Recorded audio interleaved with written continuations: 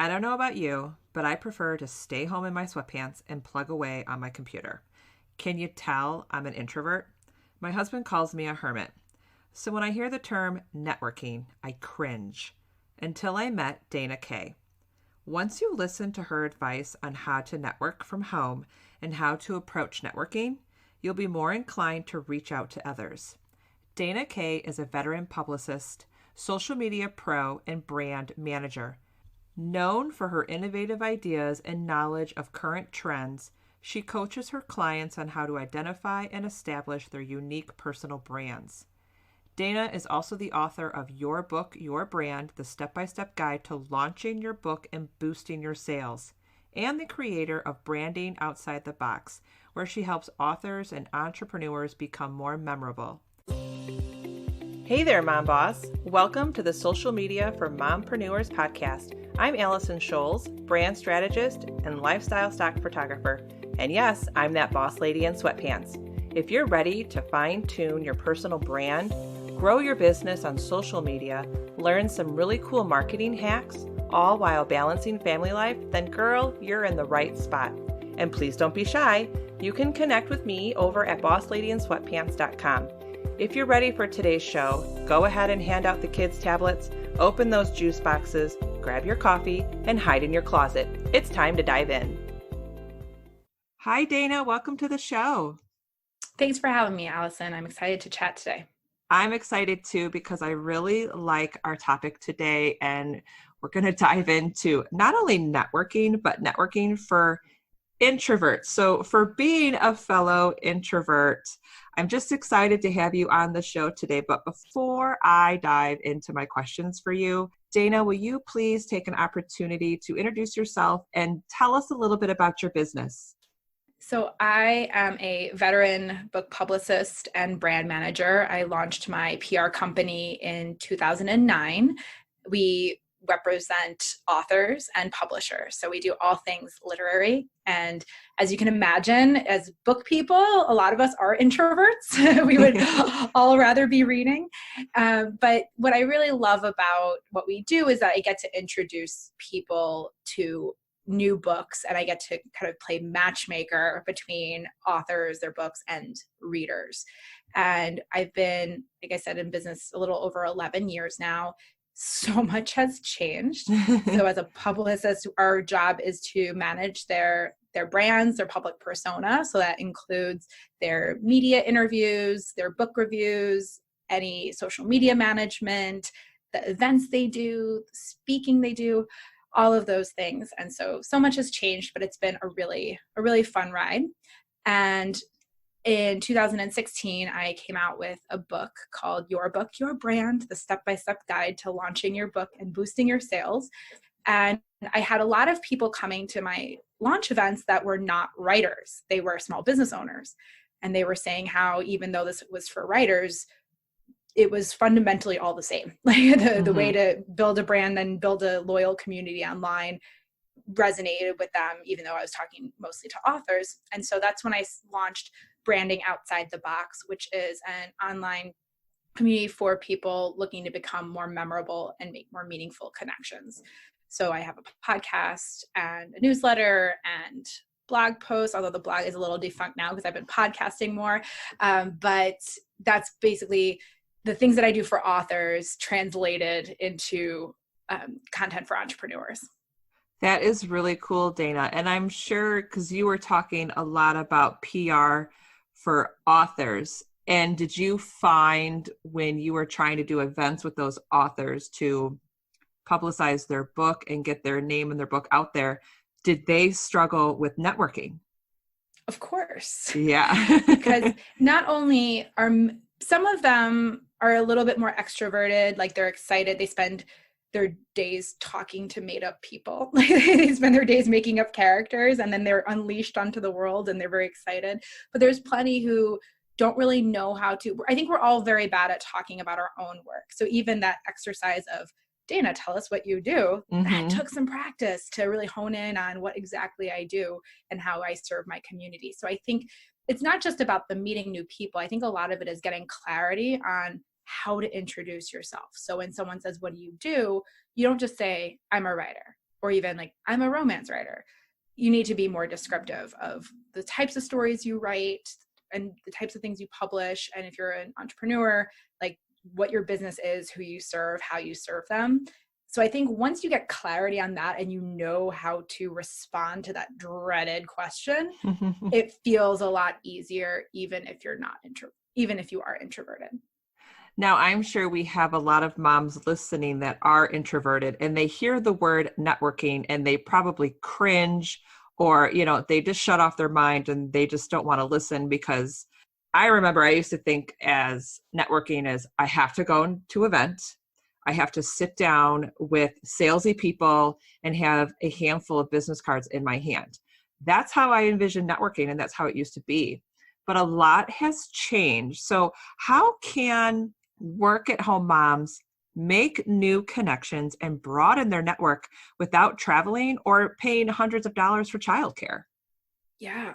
I mean, I love making a personal connection, a face-to-face connection. But like you said, it takes time, not just time away, time for you, but time for logistics and travel and all of those things. And it takes money because you are paying for childcare and you are paying sometimes an entry fee or a conference fee. And so, and not all of us are mobile. Like some of us live, you and I live in a metropolitan area. It's a little bit easier, but there's many working home moms who are working in rural communities where there isn't a lot of in-person networking. So I think the advent of the internet made things a lot easier.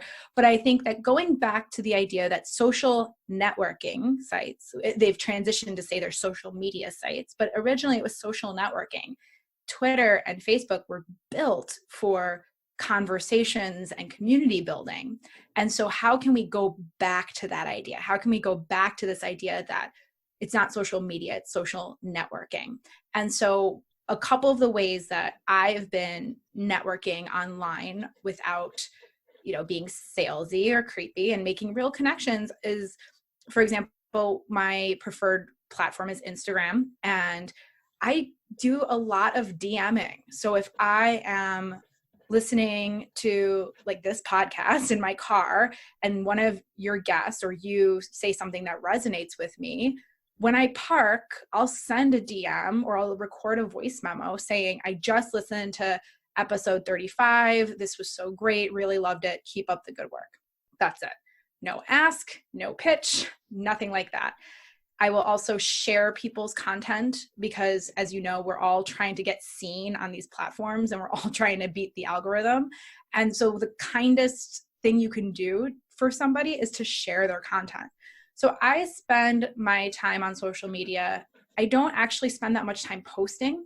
I spend more time shooting DMs to people, sharing their content, commenting in a way that's meaningful, not the great post, high five emoji, but in a meaningful way. And I do that for a few weeks before I make any sort of ask, before I say, hey, it looks like I have a great idea for your podcast, or I have a client who would be a great fit for your podcast, or I think we could collaborate on something. Do you want to have a virtual coffee date, whatever that may be? So that's one way I've used social media to network, is to reach out to people who I either want to connect with for, let's say, cross promotion. Maybe like we want to do a podcast swap, or maybe they may need social media services, or they may be a good referral stream. I will connect with them, share some of their content, kind of boost their content by commenting and sharing. And that way, when I do make some sort of ask, they've seen that I've been engaged all along. Some of the other ways that I found is, I'm not sure if you're familiar with Mighty Networks. It's a platform, it's an app that allows online communities to exist outside of Facebook. So it's basically Facebook group without all the algorithmic privacy issues. And so a lot of people have been cultivating online communities using Mighty Networks. So for example, I'm in two. I'm in What Works with Tara McMullen. That's a very big community. She is really, it's for it's small business owners and entrepreneurs. And it's a very active community. And then I'm also a member of the Being Boss community, which is Emily Thompson cultivated this with, she built Being Boss with her partner, Kathleen Shannon. And this is online communities for entrepreneurs who are posting things that are working, things that they're doing, questions that they may have. There's a section for classifieds. So there is a place if you have an e-course or a webinar or an in-person workshop or whatever it is to post. But how I use those is, again, it goes back to serving. So I'll search posts that are with keywords in my topics like networking and personal branding or books. And I'll see who's asking questions about it, and I will provide guidance or answers. And if it seems like it's relevant, I'll offer, hey, do you want to take this offline and hop on a Zoom call and talk through some of this? So I think showing up from a place of service, it does two things. One, you can do this without leaving your house. You can do it while your kids are running. I often do this stuff while my kiddo's taking a bath and like I'm just having to sit there and make sure he doesn't drown. And you can do this like in between. You don't have to be fully present with childcare. But if you're also showing up with service and focusing on the other person, it takes the pressure off you and it's less draining as an introvert. So what I find really draining is having to show up and be Dana Kay and do the thing. That's what's draining. It's not draining for me to see someone who's saying, oh, I'm writing a book, but I don't know what to do with it, to say, oh, well, if you want a traditional publisher, get an agent. If you are self-publishing, here are some resources. Like, that's not draining. And it feels better. The relationship feels better because it's established on a place of mutual help versus, like you said, sales. You hit on a couple key points. I love what you said about when you are on your social networks. Let's take, for instance, Instagram, because that's my favorite platform. You focus more on engaging rather than posting. And I think that is vital to really understand Instagram. Instagram is not a place, and I think Facebook too, it's not a place to go and try to sell your products or services. It's a place to build community and engage and get to know other people. And I like what you said. It does take the pressure off when you are an introvert. And I remember in the beginning, I was jumping on the social networks. If you were to look at my feeds like 2 years ago, it was just spammy and gross. It felt forced and it wasn't comfortable. Now I have no problem showing up on social media because, like you said, Dana, you hit it on the head when you go on to serve and build community rather than sell. I do have a follow-up question for you. You hit on Mighty Networks. I've actually never heard of Mighty Networks. Is it an app that you download and you search for groups right in the app? That's a good question. I think you can search for groups in the app. It's an app, but it also supports desktop. So often, if it's a longer answer, I'll answer it on the desktop so I can type. But what it is people who are like, who have a lot of people who have podcasts, for example, are moving away. They used to all have Facebook groups, right, as a way to cultivate community. Now they're moving away towards Mighty Networks because it's a private, non-algorithmic, but also people aren't worried about like privacy issues or distractions, frankly. That was the reason I chose never to. I had a Facebook group for one of my programs and I really disliked it because I would go onto the group and then all of a sudden I'm down some rabbit hole from, some girl I went to high school with and a dog that needs saving and politics and all these things. And so I left Facebook. I'm not active on Facebook. And so the Mighty Networks is basically a tool to cultivate these communities. I'm not sure. I think you can search for places. I think you can search for communities on Mighty Networks. But I think what it is more is that people like, I hate the word guru, that's the wrong word, but like thought leaders or people who have large followings are using Mighty Networks to cultivate their communities. So like Tara McMullins, What Works, she views it as her role as serving many to many. Her view is that she is the super connector. Her role is to connect people with other people in order to advance their business. She's not on there like teaching. The goal is really to network and to build a community.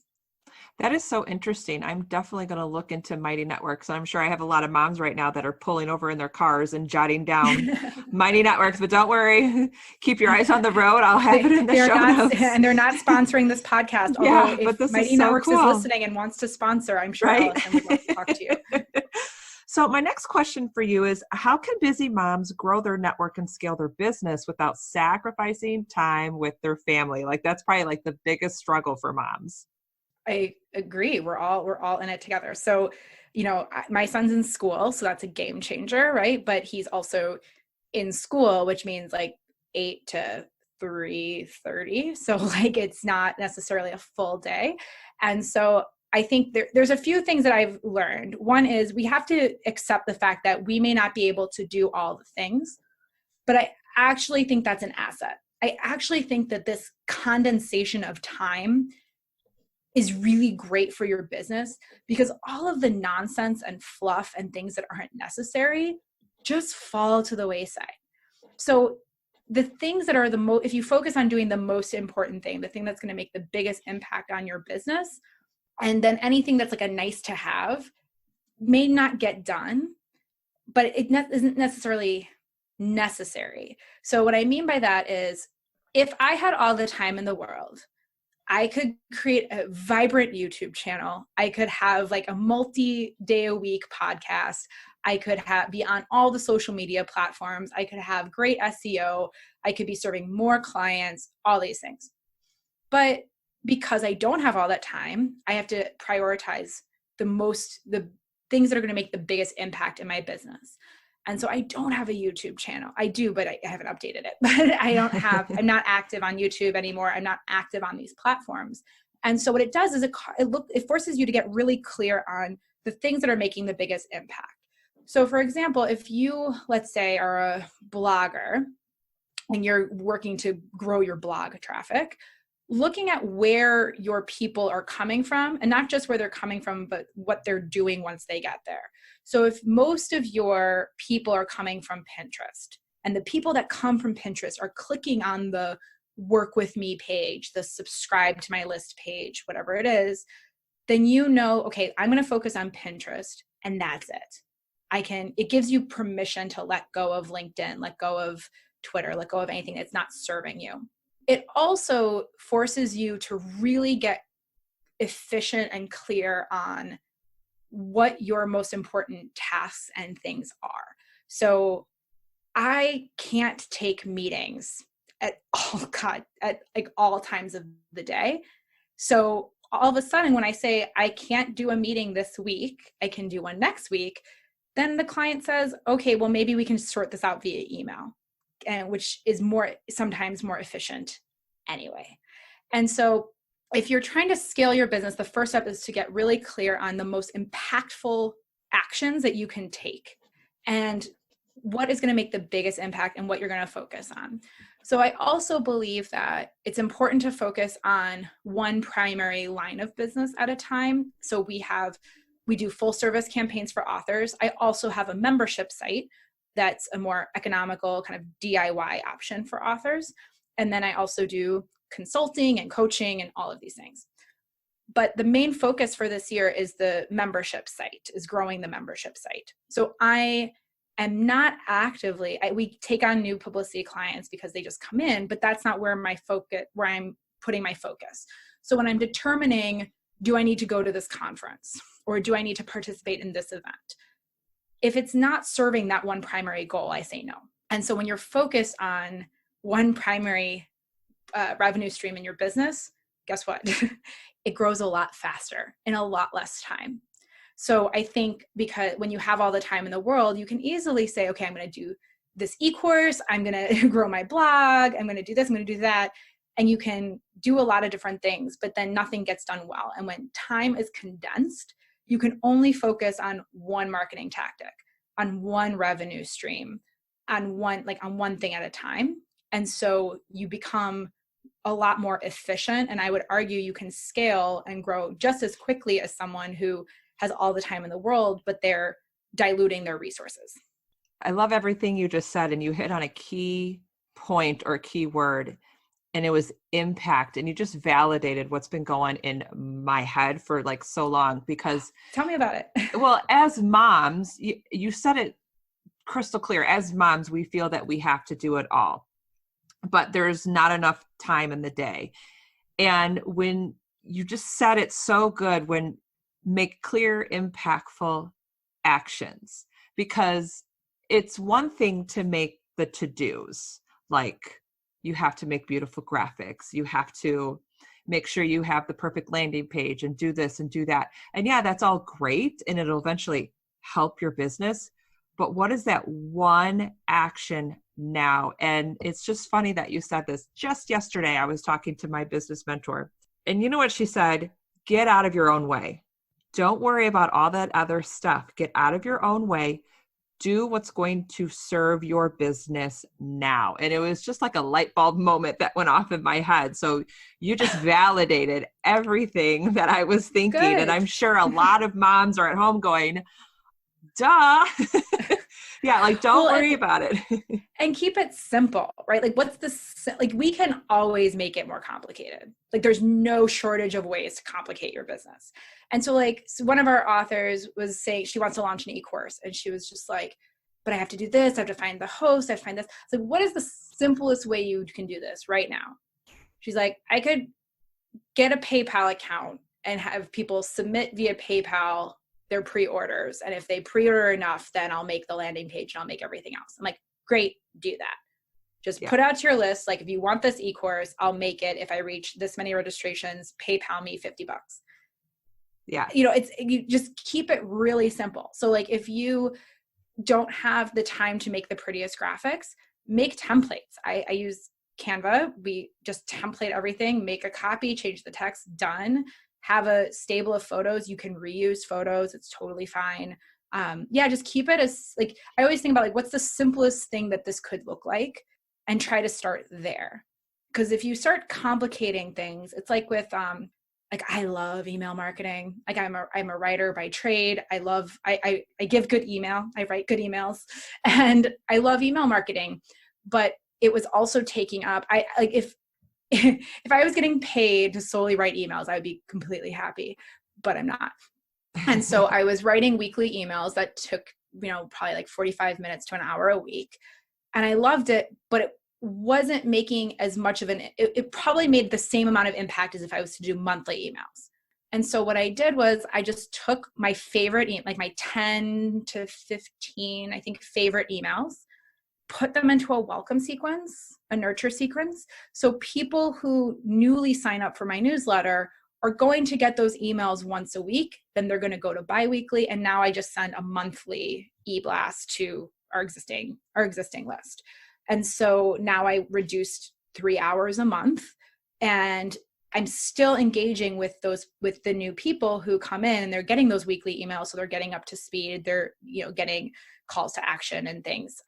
But we have to look at ways we can deliver just as good of a product and just as good of a service and keep getting new clients in less amount of time. And so even the things that you love, like if you love playing on Canva and you love taking gorgeous flat lay brand photos, that's awesome.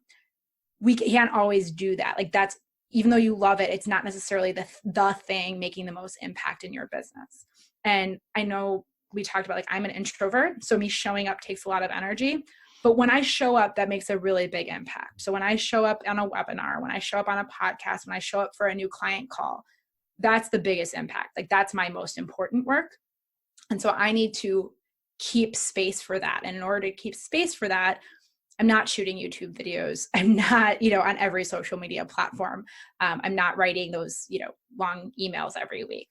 So I think just getting really clear on what's making the biggest impact in your business, and it's going to requires a lot of testing. You're gonna have to try different things and see what works and what doesn't. Because anyone who says this is the one thing for you is lying. Every business and person is unique. So I could say showing up for me on a webinar, like I can sell on a webinar really easily, where someone else, like, you should never be on a camera. Like don't just write and don't do anything else. So a lot of it is testing to really see what is the thing that's going to make the big impact. And I like what you said about don't overcomplicate it, because I think what happens is we get on social media, we start following all these influencers and mentors in our niche, and then we get on the email list, right? I used to be subscribed to so many. And what happens is you are getting what I call a lot of noise in your face. And that's what Mm-hmm. overcomplicates it. You feel that you have to do it all. Well, this person's doing this. This person is telling me to do this. This is Yeah. and we have to allow ourselves to pull away from that and take a hard look at our business and say, well, what do I want to do? What do I Mm-hmm. like to do? And what would help grow my business? That's it. Mm-hmm. But Yeah. we tend to overcomplicate it, but then we, like you said, you have to simplify it and look at your own business and how can you make an impact with your business. Yeah. And depending on which stage you are in business, I do think, like Allison, like what you did was accurate. Like you do want to sign up for these newsletters because you want to see what other people are doing. So if you're at the research stage, if you're like your first, second year in business, that is the point where you are trying everything. You are aping other people, and that's okay. Like you said, you're like, oh, I had this fake salesy Instagram feed. I think, and I was the reverse. I had one of my friends who's a Instagram consultant. She said you're supposed to know who you are and what you're about by your top 6 photos. And I looked at this is a couple of years ago. I looked at my top 6 photos and all it was coffee, pictures of coffee, books, and bourbon. Like that was all it was. Accurate things I like, but nothing about what I do, not my face, anything like that. And so I think it is important to sign up for a bunch of lists, follow a bunch of people on social, figure out what jives with you, and then just do that. And then like unfollow everything that doesn't serve you, unsubscribe from everything that doesn't serve you.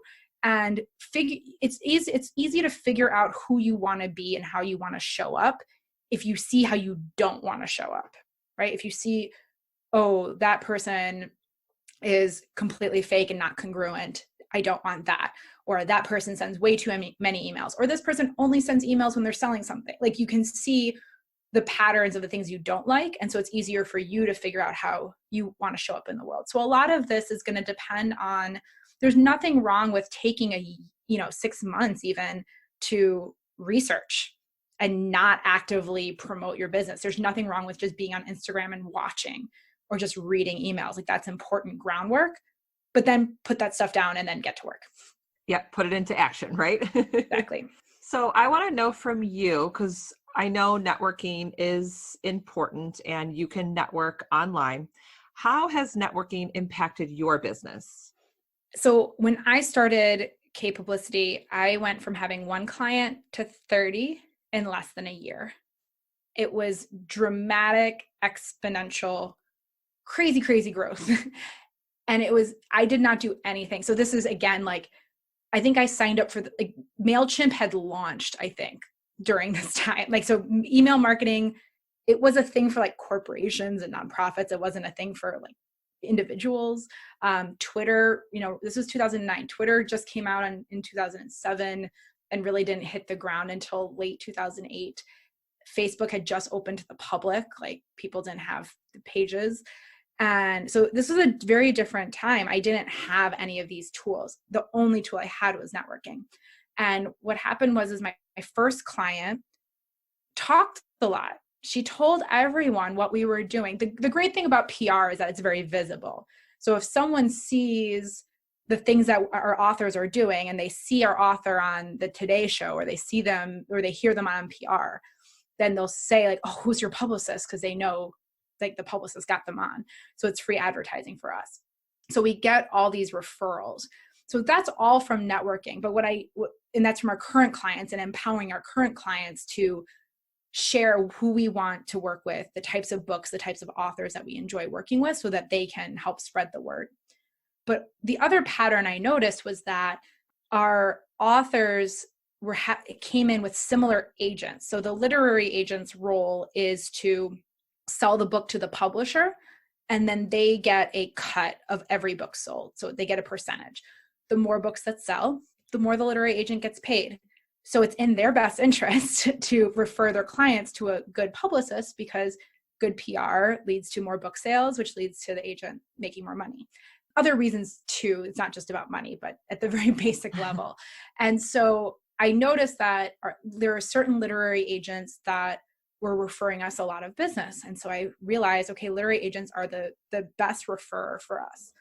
So rather than trying to get individual clients, which also feels weird because you're like pitchy, again, that salesy, pitchy thing, I was reaching out to literary agents, talking to them about what we were doing and how we could serve their audience, their clients.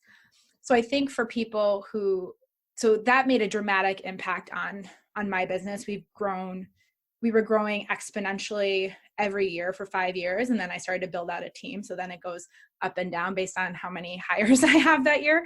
But I think that the growth of our client list and the quality of our clients is because of those refers. So I would say that if you don't have time to network with potential clients one-on-one, think about who those people go to for advice to solve that problem, right? Like, so if they're having a problem, who are they going to go to?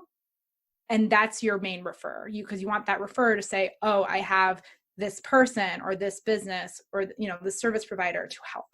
Okay. So if you, for authors, refers are librarians and booksellers and bloggers. For, I don't know, I'm trying to think of so if you serve entrepreneurs, they're going to ask their mastermind group. They're going to ask their business coach. They're going to ask a consultant, their VA, all these things. So identifying who else your typical client works with that doesn't compete with you and who they may turn to with these questions, with the problems that you are ready to solve for them. Dana, this was awesome information. I can't thank you enough for coming on here and talking about networking and being an introvert and just how to get out of that bubble, or what we call our own bubble. Mm-hmm. So Dana, before we end today, please tell our audience where they can connect with you, because we actually connected on Instagram. Mm-hmm. And I've checked your stuff out. I've checked your website out, and it's phenomenal what you do. It's really neat. So tell our listeners where they can find you. Yep. So you can find more about networking, personal branding, making meaningful connections at brandingoutsidethebox.com. And you can subscribe to the podcast, also Branding Outside the Box.